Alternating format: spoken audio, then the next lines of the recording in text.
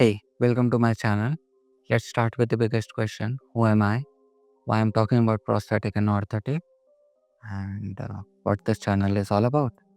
I'm Dr. Elegance Peter. I'm a certified prosthetist and an orthotist based here in India. I've been running my own company for half a decade now.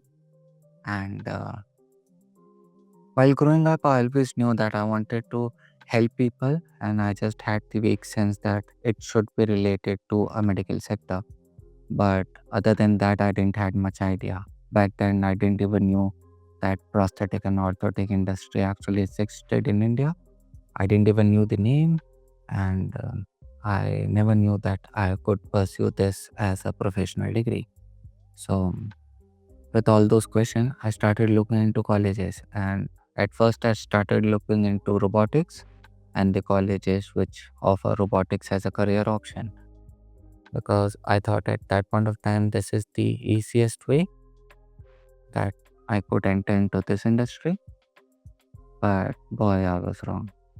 Accidentally, I came across an opportunity where I found out that you can take prosthetic and orthotic as a professional course or a professional degree, and you can pursue this as a profession. So that day was the first day that I came to know about this industry, and purely out of passion I started my journey. At that point of time, my only thought was this field or this industry is something where technology, the impact, and the human compassion all combines together to help individual. And that was something that I wanted to do. So that's how I started. Looking back now, if I have to pinpoint certain incident that took place and shaped me the way I am right now, again, the first and the foremost will be, as I said earlier, the day when I came to know the existence of this field.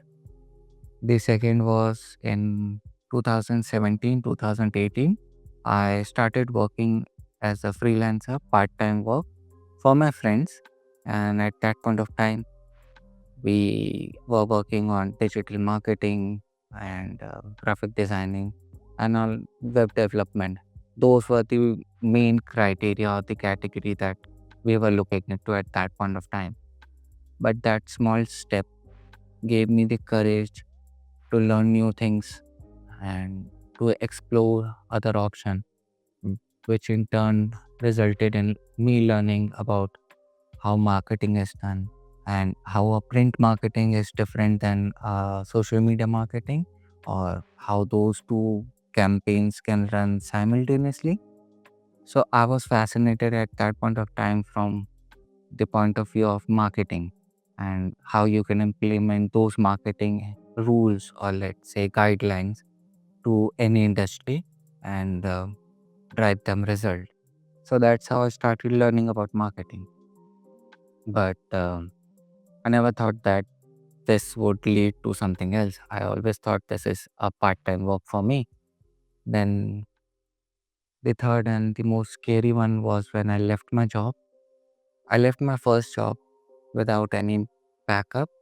The job was good, the pay was good, and it was always something that I wanted because once I entered this industry, I thought, yes, I will complete my college and then I will get a job and then the life would be okay. But once I started working, I felt that something is lacking, and I cannot express that what is lacking in words, but it's just a feeling that something was not working 100% the way that I wanted it, and I was not happy that much. So, without any backup, I left. Yes, I was having some of my other side gigs running simultaneously, and one of which was a podcast. Now you ask why I started a podcast. So back while I was studying, I noticed a gap. It was just through the interaction that we had as internees or as students to clinicians or to patients. or two different locations.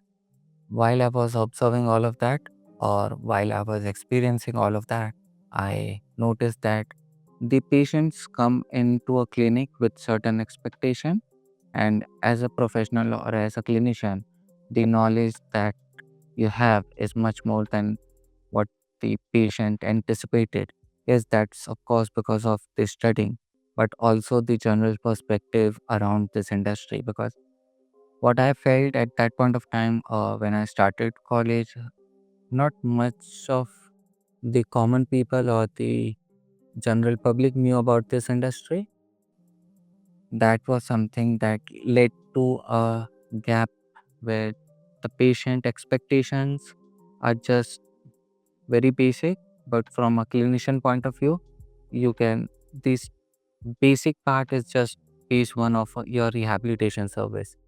But other than that, there are various steps or various phases that you can go through to improve your mobility or your activity of daily living. So that gap, what I saw, I thought maybe this gap is only what I knew at that point of time. But to test out that theory, I started a podcast channel with sole intent of sharing knowledge, keeping it so simple that any public or any general person who is not from a medical background can understand about this industry. And also at the same time, the clinicians, the fellow professionals, or anyone who might be remotely interested into this industry can understand what a clinician and how this whole rehabilitation process works. So that was my intention of starting that podcast channel. And at that point of time, that was the easiest way for me to test out my theory. So, yeah, that's how I started it. Over the years, it has evolved, it has shown me the result that most of all it has proven the theory that I had at that point of time. So, I know there is a gap, and this is my way of filling up those gaps so that general public can also understand what a clinician as a piano profession we actually do and how it is helpful. Now, if I have to talk about driving force, what drives me is, if I can recall, in 2018 or 2019, I was assisting a case of a child. He came in with his parents. The child was hardly around 5, 7 years. So the problem was that he was having muscle weakness in both the lower limbs or like both the legs, and due to which it also resulted in pace planners, what we call generally flat feet. So he always needed assistance to stand upright or to walk. So while assisting, I noticed that the child was not very happy. He was always cranky.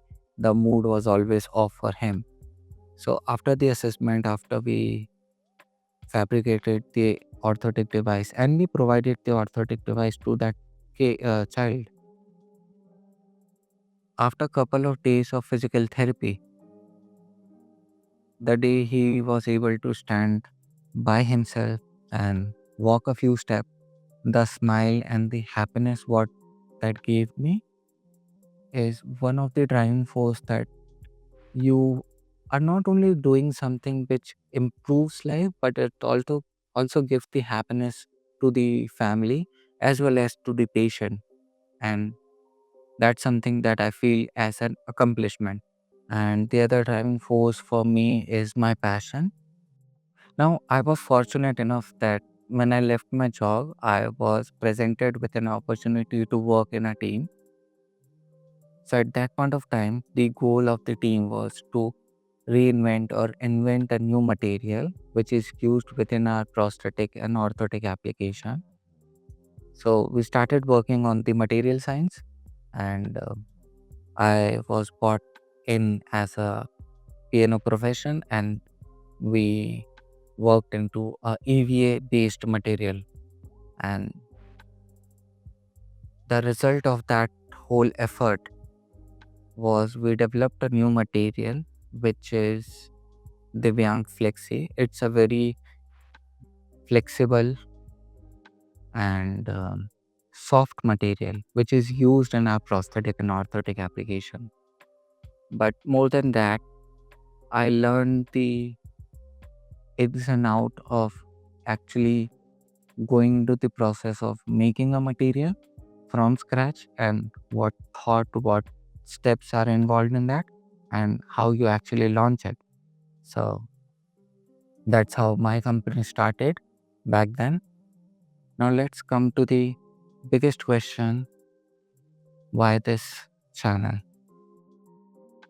This channel is all about my journey, my challenges, my lessons that I've learned along the way, and share my perspective not only as a clinician but also my perspective of looking things from a marketing point of view. So if any of this has resonated with you, I welcome you to come along this journey. Thank you for being here. See you guys on the next one.